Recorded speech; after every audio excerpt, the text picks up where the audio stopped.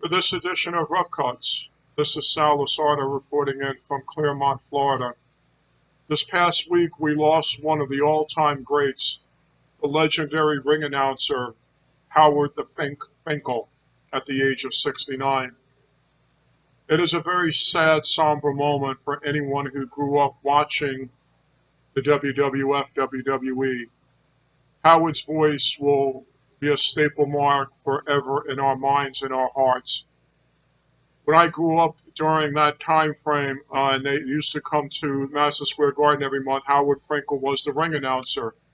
And you looked forward to his enthusiasm when he was either introducing a heel or a baby face, or when there was a new the World Wrestling Federation champion, or anything with some kind of emphasis.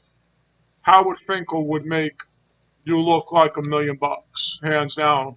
Whether it was the heels or the faces, it did not matter. And that's what was so special about him. He had he had the it factor, which is something that you need in the world of sports entertainment, the it factor. And that's something you can't teach. He just had it simply. And every month, before the last match at Madison Square Garden, he'd run down the card, and either a wrestler returning or Hulk Hogan will take on Randy Savage inside a 15-foot high steel cage, and he would get the crowd excited that you couldn't wait to the next morning to go to the box office and get your tickets. When there was a special attraction type match, he would emphasize it. And that's what made him so special. Truly, truly special. A lot of people are just finding out that it was Howard Finkel who coined WrestleMania for what we have today. Vince McMahon wanted to call it the Colossal Tussle, and Howard Finkel said, let's call it WrestleMania after Beatlemania, because that's what this is. This is like Beatlemania. This is the biggest event in the history of the then WWF. And the Colossal Tussle doesn't sound like the big event. And Howard Finkel is credited and will ever be his name be remembered for coining WrestleMania. It was his vision. It was his name on that. And we will never forget Howard Finkel for that. We thank you, Howard, for giving us that. One of the things I admired most about Howard Finkel is that when I watched some of the stories about him, he was bullied, and he persevered, and he went through it. And he got through it, and he became one of the biggest stars in the history of sports entertainment. I mean, a ring announcer is just as important as anybody, as the combatants themselves. But I saw the interviews with him and the round table with him, and he talking about his bullying, and he made it. And unfortunately, a lot of people that were bullied didn't make it. I myself have been bullied my entire life, and I'm 50 years old, and I never made it through it. I still get bullied, and I'm 50 years old.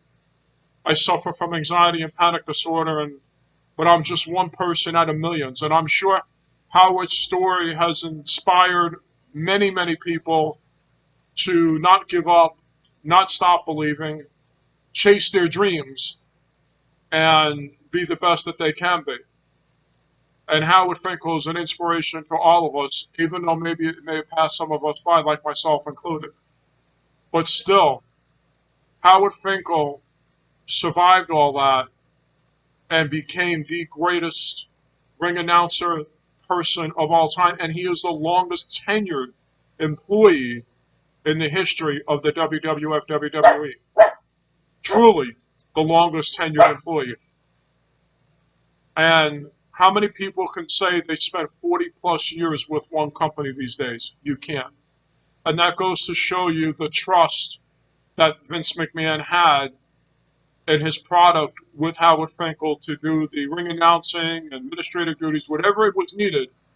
Howard Finkel never said no. He even got in the ring and grappled with Michael Cole, if you remember that on Raw's. He was CM Punk's personal announcer, if you remember.